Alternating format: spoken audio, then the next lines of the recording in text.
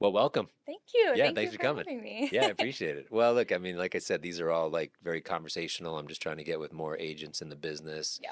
and then we'll open up to like, other people even in our industry and entrepreneurs. So Yeah.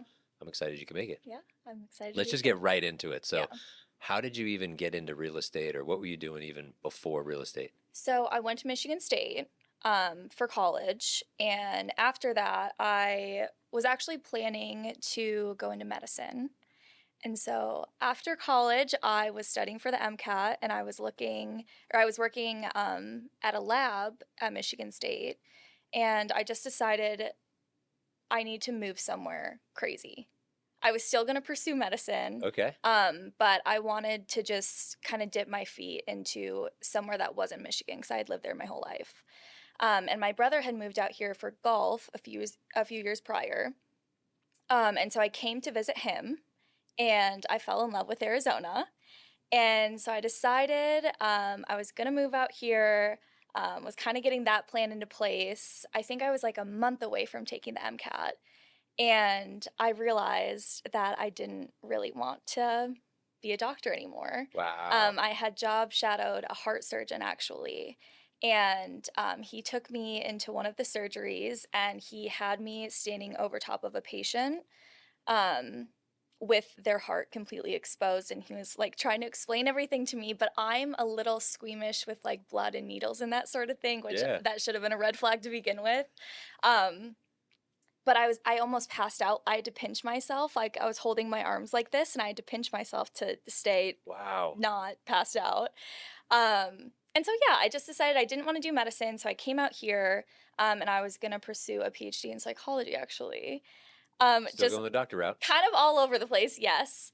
Um, and then kind of just a common theme for me has been I feel like people don't have enough advocacy in their life, especially true with doctors when it comes to like prescriptions. My parents are pharmacists. Um, so I've seen a lot of people don't know enough and they don't double check things enough and they just can't advocate for themselves enough. And I feel like that's also really true with real estate. And so, yeah, I just feel like I wanted to help people. I came out here. Real estate's a big thing out here. That's quite a journey. I know. Yeah. Isn't Yeah. that crazy? Wow. I started learning about it. I did a lot of research before I took the course. Um, and then I started it in Michigan. I did it all online. And then when I came out here, that was my plan to get started. That's cool. Now, what made you think like real estate? Did Um, someone I introduce it to you, or is that kind of No, actually. I was first introduced when I came out here the second time to visit, and we were looking around at apartments, and we were kind of looking at houses and stuff like that. Um, and it just kind of came to me, and so I did my research. I looked through what's it like to be a realtor and, today's market and stuff like that. I Um, love that you did your research. It's kind of like, going to do the thing with the heart surgeon, like like yeah, like I call it the ride along. yeah, Like if you're going to be a police officer, go be a yeah, policeman for a you got it. day, Yeah, shadow the yeah, firefighter, you see got if to you know even what want it's to do gonna it. be like. Yeah. Now, Yeah. did you shadow a realtor? I did not actually. Okay. I just dove right into I Yeah. took the class and I was like, I'm All in. ready. Yeah, Yeah. exactly. Going back to your topic about the advocacy, I've said that a lot whenever I'm in the hospital for anything with parents or Yeah. whatever. I'm like, I didn't even know this until I discovered it, that there's literally a job position Yes, there to it is. hire medical advocates Yeah. because you need someone who not only knows their stuff but can be that voice that also is unemotional Yeah. and detached, And questions and questions, yeah. knows what to ask, experienced in that, and tenacious. Yeah. Like just go till they get the answer. Absolutely. I know I've experienced it a lot with my grandparents kind of in their old age. When they go to doctor's appointments and stuff, it's like who's going to ask these questions and Yeah. who's going to be the person that's making sure it's correct and all that sort of Right. thing. Well, you got in the So, right field because there's yeah. tons of questions Yeah. that Definitely. I'm literally in the middle of a buy sell right now. So I closed yesterday on my purchase. My other one closes next week, and it's like I'm in the industry for 20 years, Yeah. and it's like a blur the past couple weeks with all I the stuff know. that you guys deal with. Yeah. It's like you really have to know your stuff It's a lot. Yeah. and hire a professional to help you navigate those waters. Because even though I've been Absolutely. in it, I'm not in your side, Yeah. right? So I know a lot of the terminology. I'm great at negotiating, but man, when it comes to the stuff that you guys have to know on your side, I'm like, how do you deal with the emotional part of it that I'm Yeah. dealing with, and my wife Yeah. and my kids, Yeah. right? That you're trying to navigate it and be detached Yeah. from that and still treat it like a business. Absolutely. Now, when you were a Mich, did I see in your thing in your Instagram? Did you cheer? I did, yeah. Okay, how I long did you cheered at do that? Michigan State for 2 years. Wow. Yeah. That was a journey. It was one of the best things I've ever done. I met all of my best friends that I still have to this day through cheer. Such a good experience. We traveled the country together. But yeah, it was a lot. It was a lot. It's a lot of work. Yeah, Yeah. it We had is. someone in here who was a dancer Yeah, for an NBA team. And she's like, you look at it from the outside, it looks like, oh my God, that's so much fun. yeah, But you don't see the behind the scenes, the exactly. travel, Yeah. the hectic work The schedule. weekends, Like, yeah. what was your training schedule like for that? We had practice almost every day. On the weekends, we had really long hours. So we would have like a 4 hour practice, we'd get a break, and then we'd have like another 4 hour practice. Wow. And during the weekdays, we had to plan our school schedules around our cheer practices. And we did them really late at night so that everyone could kind of come to them. But then there's also late classes that people had to not enroll in because of that. Right. So we would practice, I think it was like, I want to say like 6 to 10. Yeah, Now, do you find that some of that work ethic during that has translated into now this business? absolutely. Um, Growing up, I've always done sports. And so I think that's kind of always been engraved in my brain. And it's helped me a lot with a schedule, time management, things like that, structure. Um, and as a real estate agent, you can choose your schedule essentially. So you can use your time however you want to. And I think that cheer and all the previous sports that I did, and even college, I think that that really helped me form the structure that I use in my work life, and make sure that I'm getting everything done when I Yeah. need to. Yeah. I was thinking that the other day. My son's freshman high school, right? And I'm already thinking like, all right, is he gonna go to college? And Yeah. like, and I'm like, man, when I went to college, I was at ASU. I came out. I grew up in Boston, so I moved Okay. out here to go to college. Yeah.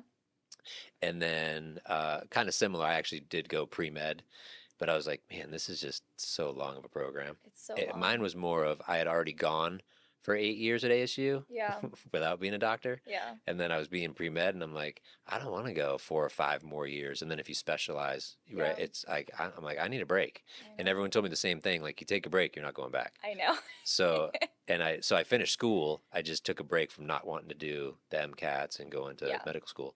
And so I didn't. And then I took my journey of how it ended up. Yeah. But it was that of like understanding like what did I get from college? Like, I got the piece of paper, but really Yeah. it was the relationships that I built, but then learning how to handle the time schedule. Yeah. Because just like in the real estate, I can choose to work or not to work. Yeah.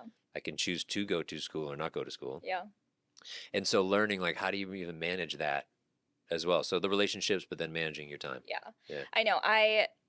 I know a lot of people that are a little bit younger, and they ask me if like college was worth it. And it's such a funny question to me because I'm not using my degree right now at all. I was planning to fully use my degree and go on and more. And now I'm not necessarily using my degree, but college taught me so much and it was such a good experience to go through that I would do it all again. It's just not really for the purpose that it used to be. I know a Right. ton of people that just didn't go on to college and they're just as successful, if not more. Hmm. And so I think nowadays it's kind of the mindset behind college is flipping, and it's more for experience and like who you meet and structure of your time. It's not just for the degree anymore. And I Right. think especially my parents, their generation, it was more go get your degree so you can go get this job, and go on and do XYZ, which I've learned that that's not always the You didn't way really that. need it. Yeah, Yeah. Yeah, exactly. it's a really good point. It is changing, right? The Yeah, narrative is, and especially since you have the kids coming up to you, hey, would you do it all over again? yeah. Like, are you glad that you went? It's such an And for me, the interesting same thing. question. The one thing I would change is I wish I had stayed more focused and got it done quicker. Yeah, I just delayed it. So like 8 years is just too long to go to yeah, college. that is a long time Let's to be in just be college. real. And also initially when I went in from, to this mega school like you, Yeah, but you were able to handle it. I got out on academic probation the first year, really. went to a community college, so they were smaller classes, Yeah, got the same credits, exactly. probably learned more so that's something I learned was, man, get into the like for me it was stair step your way into the Yeah, university. It was less expensive, but I also could get more out of it. yeah, And then by then I got in-state tuition. It made my college cheaper, yeah.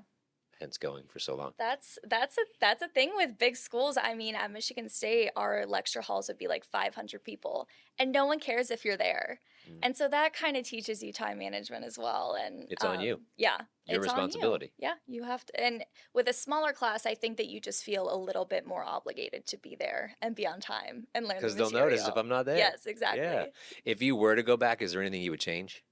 I know you'd go back and do it again, but is there anything like for me? It's I would want to shorten the time that I was even there. Yeah. Anything you would change? I would like to say that I would change the material that I learned since I was, science and math classes all the way Mm. through. But at the time, that was what I really wanted to do, and that's what I was really interested in. Yeah. So looking back, I would have probably changed my major or something like that. But I think it was right at the time.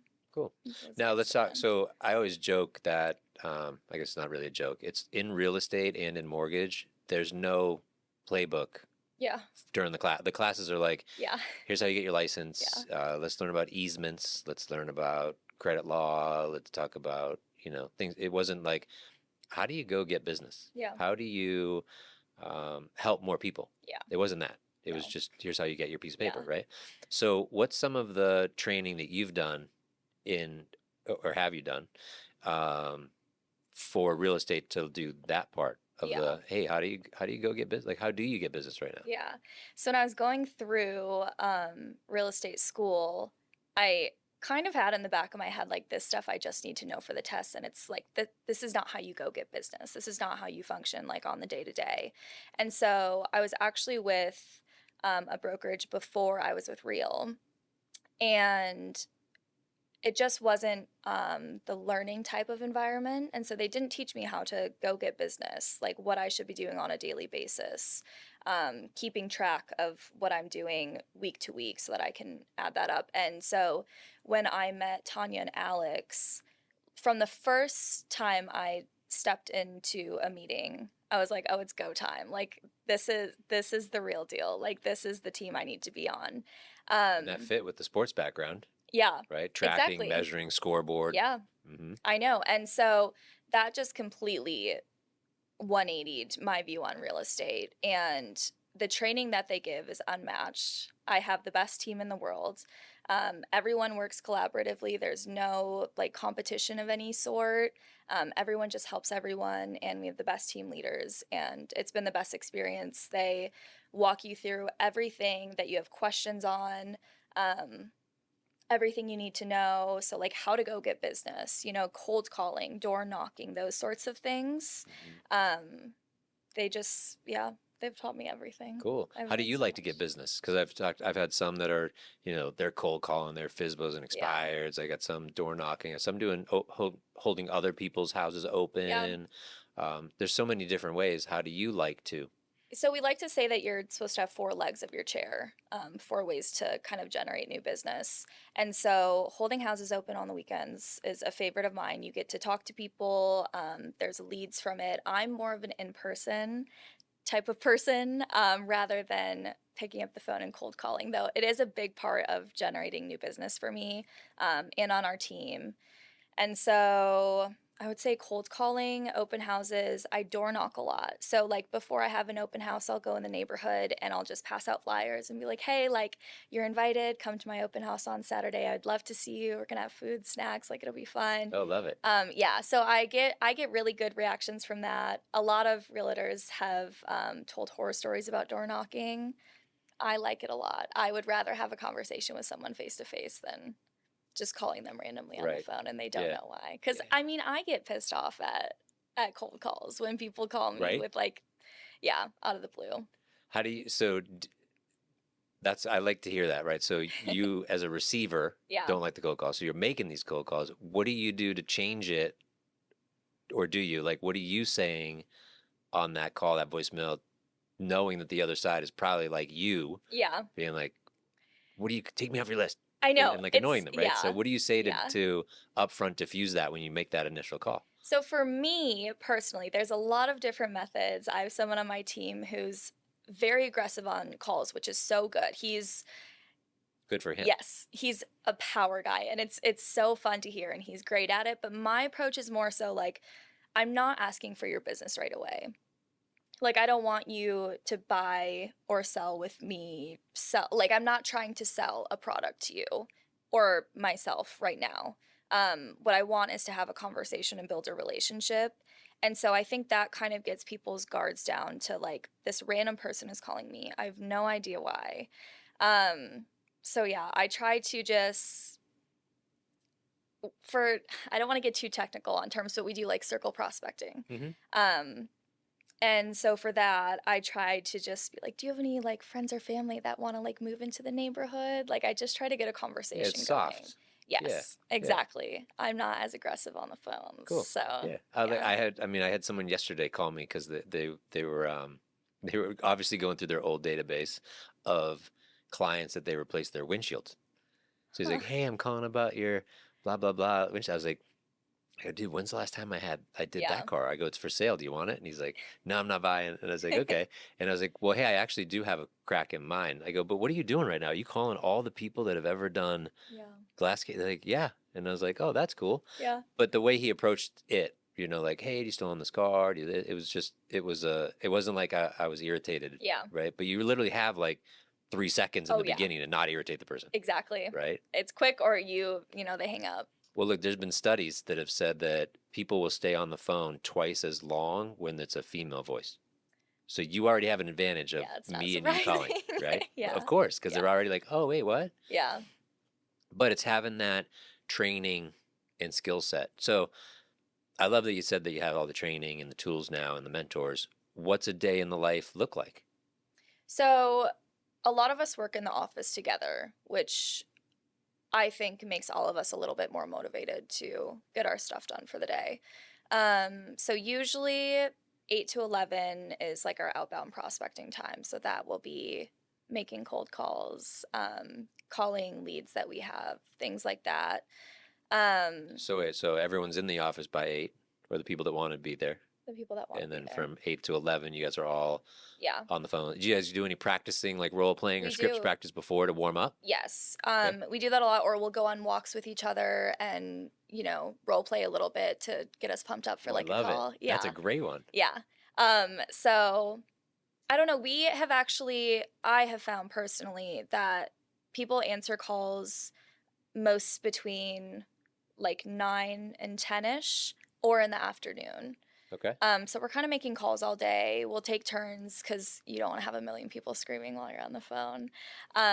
So we'll do that for a bit, and then it's kind of sit down and work on whatever you have most pressing for the day. So like if you have a buyer who you're, looking on the MLS for, sit and do that for a while.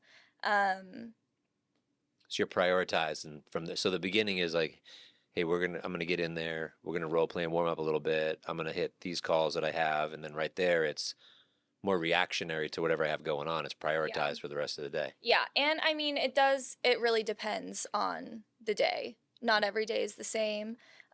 Sometimes you have like a client that you need to get to ASAP in the morning.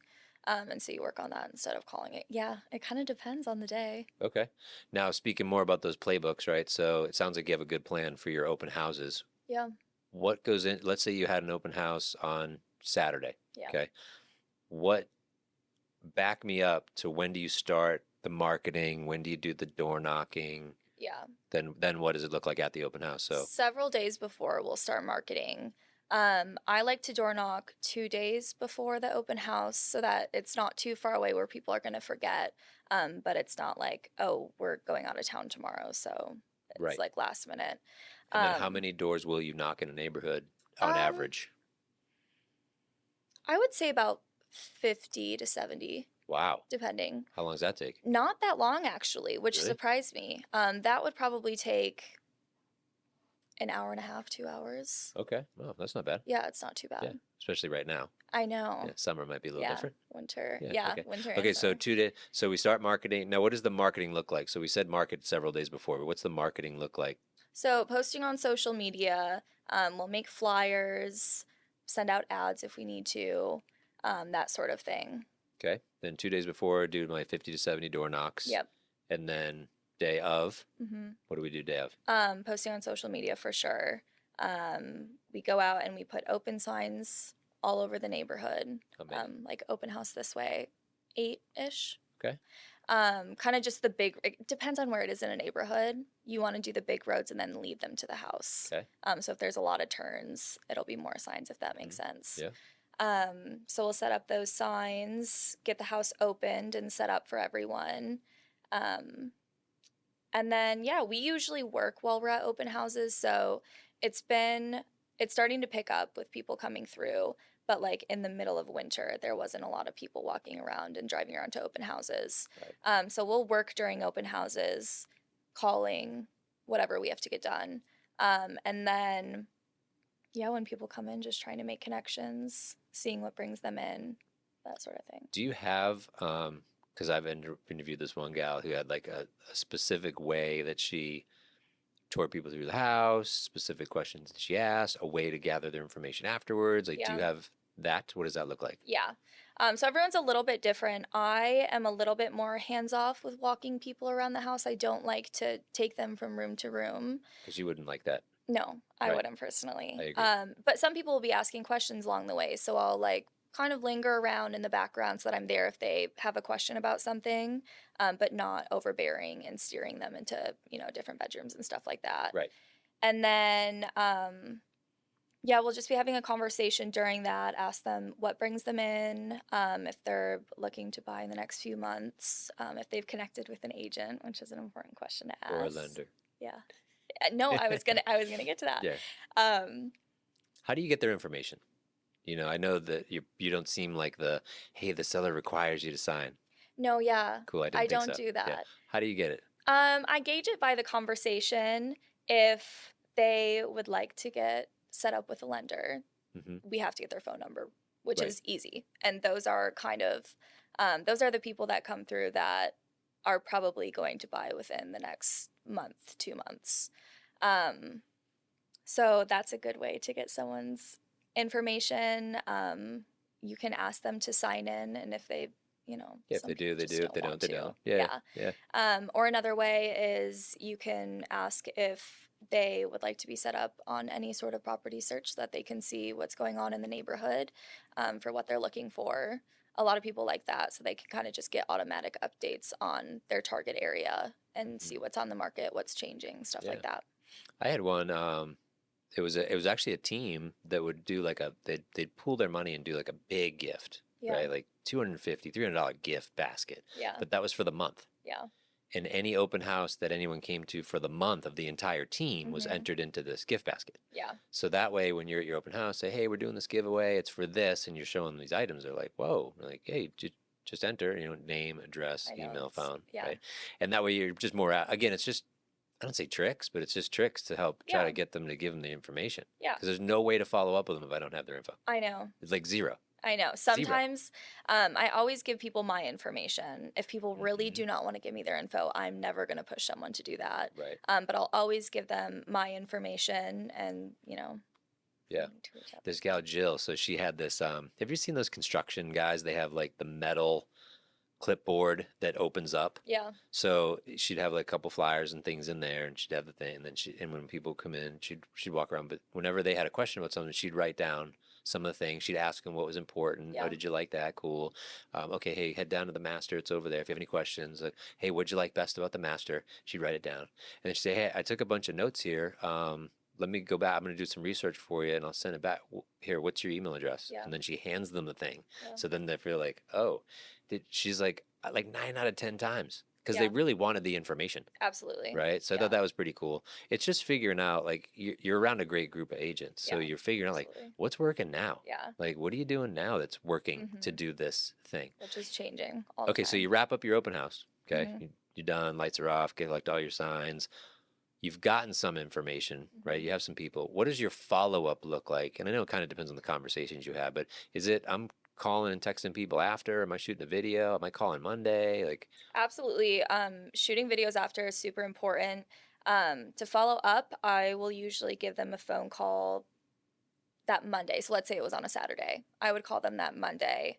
Kind of have to gauge how the conversation was. If they, wanted to be connected with a lender, we would do that right away. Make a group message. And then the phone call, yeah, kind of just depends on yeah. what the But convo you're was. But calling right after. Like, yes, yeah. always call right Hmm. after. Absolutely. And then you use a CRM? Yeah, Okay. I use Lofty. Are Cool. you familiar with it or no? Chime. The Yeah. old chime. Yeah, the Yeah. old chime. Yeah. As long as it's going somewhere. Yeah. I've talked to people like, I just haven't found the right one yet. Oh, I'm yeah. like, you gotta get it somewhere. Yeah. Yeah. We're big on getting contacts, putting them in our CRM immediately. Hmm. Okay. So good. Sounds like you have a really dialed in plan for Yeah. the open houses. When you say cold calls, because that was your other leg of your Yeah. chair, where are those go? Is that the FISBO? Is that expireds? Or where are those cold calls? Where are the All of it. lists and what do the lists have? So the list we can either get from like a title person, or there's sites where you can basically draw a circle around a neighborhood Hmm. and it will pull all the information. Are you Um, targeting a certain thing, like they have equity and they might sell, or is it they just expired, or it depends. For expireds, we usually call expireds from the past like year or less. hmm Um, for circle prospecting, it's anyone in the neighborhood. Doesn't matter, equity, anything like that. are those the ones though you're doing the circle around where you just held an open house or just had a sale, like You something can do specific that. around there? Yep, you can do that. Or what we like to do is we'll take listings from Real and we'll circle prospect around those and say like, hey, we just had a house come on the market. Hmm. Do you know of anyone that wants to move to the neighborhood? Friends, family, things like that. Nice. Do you have a specific neighborhood that you like to work? Like if you had the choice, right, and you're like, hey, I'd really like to work that market, Yeah, and there happened to be a house that's with Real that's in that market that you yeah. could then cold call, right? But is there a market you like to work? I really like McCormick Ranch. Yeah, Okay. Why? I have spent a lot of time there. Even on Sundays, like I'll just go for walks around, the lake. And I've made some really good relationships with the people in the neighborhood. Um, so I've held a lot of open houses in McCormick Ranch, and every time I door knock, everyone's very pleasant, That's fun to awesome. talk to. Yeah. Is one of the legs of your business farming? Yes. Okay, so what's the farming plan? So the farming plan is essentially every month you'll send out a piece of mail to a certain number of houses in the neighborhood. How many do you do? 400. Wow, Yeah. that's an investment. Yeah. Good. It Okay. is. What Yeah. else? Um, What is it? It's a newsletter? Postcard? whatever you want. What do So you do? like in December, I did one that was, happy holidays. Here is a recipe that like I've made every single year with my family. I attached the recipe with it. It was for rock candy. Wow. Yeah. Um, so that was December. I've done one that's like more of just a newsletter saying this is what's going on in the market, Hmm. mainly targeting sellers. Yep. But a lot of holiday ones, stuff like that. So how do you make the rock candy? So we do it every year. It's exhausting. Um, so you'll get high fructose corn syrup, I believe. Can you even say that word anymore? High fructose corn syrup, I know. And you combine it with sugar and you let that boil until my mom's all It gets all numbers. goopy. Yeah. Yeah. Until it's at a certain temperature. You stir it, you take it off the heat, and really quick you have to put in all of the flavoring and the food colors, and you combine that. And then you'll put powdered sugar on a sheet pan, and you like pour it over the sheet pan. So it's like a thin, Oh, yeah, okay. yeah. Wow. I know, and we do like 12 flavors too, so it Oh my takes gosh. all day That's whenever we do it. awesome. Yeah, No, are your parents still back in Michigan? they are. Yeah, Okay, so you go back there and this is kind of a family yeah, tradition. absolutely. That's awesome. Yeah, You should shoot like behind the scenes video for your next one in I know, December. He's like, absolutely. hey, Yeah, scan the code to watch my family. that's a good idea. Yeah. I It's mean, people just want it chaotic. more personal, Yeah, right? They see the recipe and like, oh, it's good. And it's a conversation thing. But yeah, man, if it was scanned here to see what my family's doing and you're like with a in the video. Michigan in the green colors, seeing all Yeah, the stuff and like yeah, just the mess.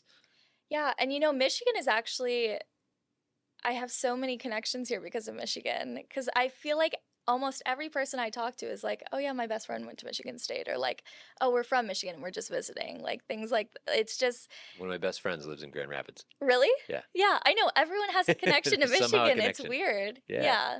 Do you ever, so what else do you do farming? I don't want to, I like the farming concept. So you got the newsletter, you got the postcards. What It's a else? lot about just being in the neighborhood as much as you can.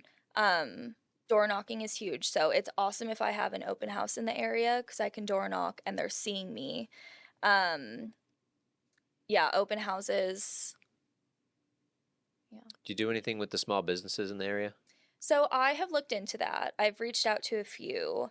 Um, haven't gotten responses from that. What I wanted to do is feature restaurants in my monthly newsletter that says like, oh, if you use this code, you'll get 10% off, which would probably be my name, so that they're Hmm. using my name Yes. and they're benefiting from it. I like Hmm. to always provide value Hmm. in all the newsletters that I do. So, I had a friend, Michigan. really? Yes, he's a coach, a former coach for the Corps, and he would interview the business owner. Yeah. And all you needed was one because then you could go to all the other ones and say, hey, I just did this for Yeah. so and so, the dry cleaner down the street, the Yeah. one stop nutrition, the Hmm. VIG, right? And this is what we did. And Yeah. they just offered a little discount, but it's a story about you. I'm sending it out for you. And they're like, oh, okay. And Yeah. like that was it. No, Yeah. no, I need your money. No, split the cost with me. Nothing. Hmm. I'm already doing it anyways. Yeah. I already have a 400-person list that I'm going after. Yeah. Do you want to be a part of this? And so, I don't know, maybe like in McCormick Ranch, you know that there's a place called like Modern Recovery, and they have like cryo, leg compression, cold plunge, Okay. sauna, IV. Recovery. Yeah. Lady that owns it, she's a, and I don't know if she's a nurse or doctor, but she does the IVs, so she has that kind of one of those designations, red light therapy, right? Yeah. But anyways, you go in there, you interview them, and then you post, pictures of you in there, or whatever, and then Yeah. you send that to it's a newsletter or postcard, but it gets them some recognition. But then I take that because I say that because she's the business owner, Yeah. so she's more apt to do it. When I go to the VIG, and you're like, hey, and the manager's like, oh, you got to talk to so and so, Yeah. and you're trying to go through layers upon That's kind of what I layers. went through. Yeah. Yeah. What would be still, I had a gentleman, the same issue, right? I said, hey, just shoot a video outside of the VIG and promote Yeah. the VIG. It's fine. I know. And then you can still write something on the postcard and then say, hey, scan here for, to see their menu items, or scan here for my video. Yeah. And you just did a little commentary about your favorite foods or whatever you like there. I Hmm. didn't need their permission for it. Yeah. Just put it on there. I know. And that goes into the content thing that I'm Hmm. trying to build up right now. It kind of helps both ways, right? Yeah. Yeah. Absolutely. But it's also working smartly because you're in your area, your Yeah. farm, your price point, Hmm. and an area that you really like. Yeah. So you're just helping the community get more connected. Have you ever done any community events besides the open house? For real estate, are you saying? Yeah. Um, Like I've had people do food trucks in the park. yeah. I've had them do yappy hour and people who bring their dogs and done like a happy hour with their Yeah. dogs. All farmed to that community though, Yeah. right? So I'm only focused in McCormick Ranch. I'm Mhm. going to have it down at the Chaparral Dog Park. I'm going to have my mortgage guy and somewhere else, and we're going to do a giveaway for dog toys, right? And Yeah. farmer's dog or whatever. Yeah. And and again, I'm just inviting them. Like no one could show up, Yeah. but I still invited them. Yeah. And they're like, oh, that's cool. She's doing that thing. Hmm. Water safety event, some fall fest where you Yeah. have like pumpkin. We did a thing down in I think it's called Freeman Park. It's down in like Gilbert Chandler area, and we did pumpkin, like those bush, I don't even know what you call them, but they're in those big cargo crate things Yeah. of pumpkins. And Yeah. then we did hay bales and we had pictures and they had coloring and food. Yeah, And very cool. I think we did Kona Ice. You're just trying to do a community event, Yeah. right? Bring everyone And no one could together. show at the first one. Like, Yeah. it's okay. And you lost a little bit of money, but it's another level, right, to your penetration of the market in McCormick Ranch. Yeah. You're already mailing them. You do an open houses. I do circle prospecting.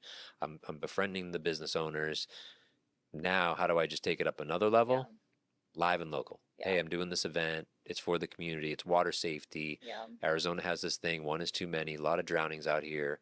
I'm bringing in CPR, infant swim rescue, Hubbard Swim School. It's all free for the neighbors. Come on out. Yeah. And they're like, It's a wow. really good idea. And even if they couldn't do it, Yeah. you still invited them to it, Yeah. right? Mm-hmm. Providing value. Yeah. All right, cool. So we have the open houses, the cold calls, the farming. What's your fourth leg? Let me think. Sorry, I'm drawing a blank in my brain right now. I'm losing my train of thought. Geez, Louise, I'm so sorry. I Yeah, sorry. lost my train of Sorry. thought. You can only have 3 legs. It's okay. No, I have a Because fourth. tripods stand up pretty well. Yeah, they So do. tripods still do. It's true. Well, it also can be like, hey, my cold calling, I'm doing expireds and I'm doing the circle prospecting, Yeah. right? It's still another leg within that leg, right? Yeah. I'm trying to think though. My brain has drawn a blank. Maybe you don't have to have one. Maybe it's going to be the businesses. Yeah. Because like we've talked before, if you go after the business owners own real estate, and Yeah. then they have employees who need to own real estate or some own real estate, and they're going to do something commercially probably, Yeah. right? Like the modern wellness place.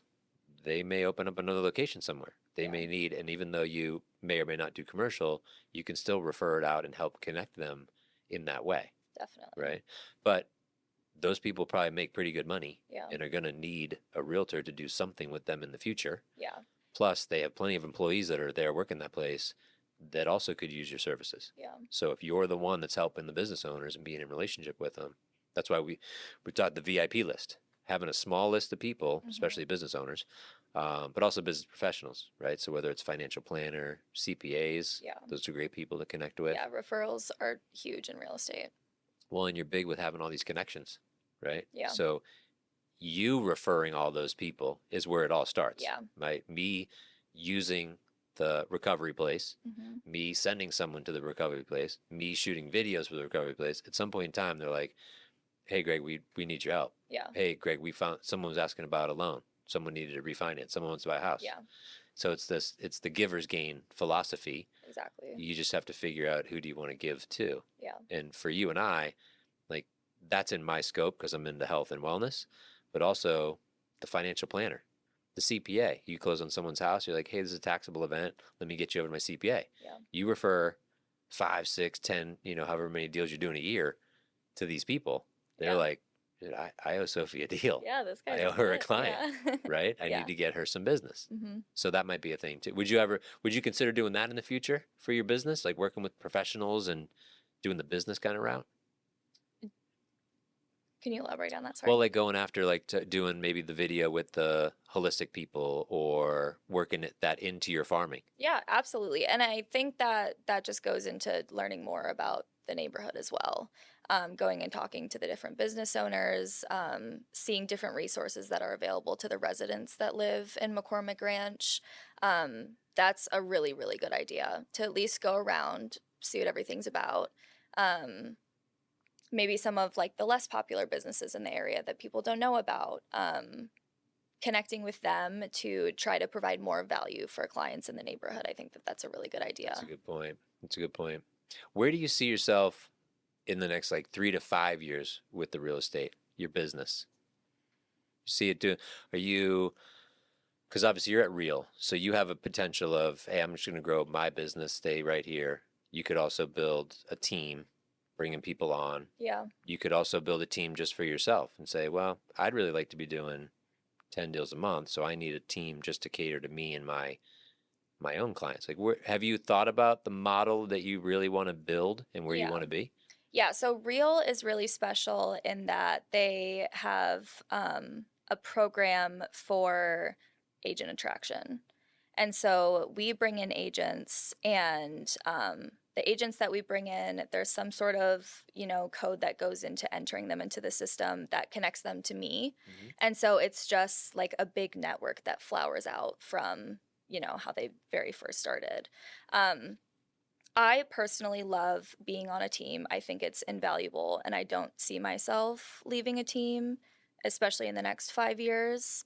I think that regardless of how experienced you are or how much you know about real estate or like how successful you are, it's always going to be valuable to have people by your side to learn from and grow from, because not like you never stop learning I like ever. that. Well, you come from team sports too. Like it's you vibe off of that, Yeah. right?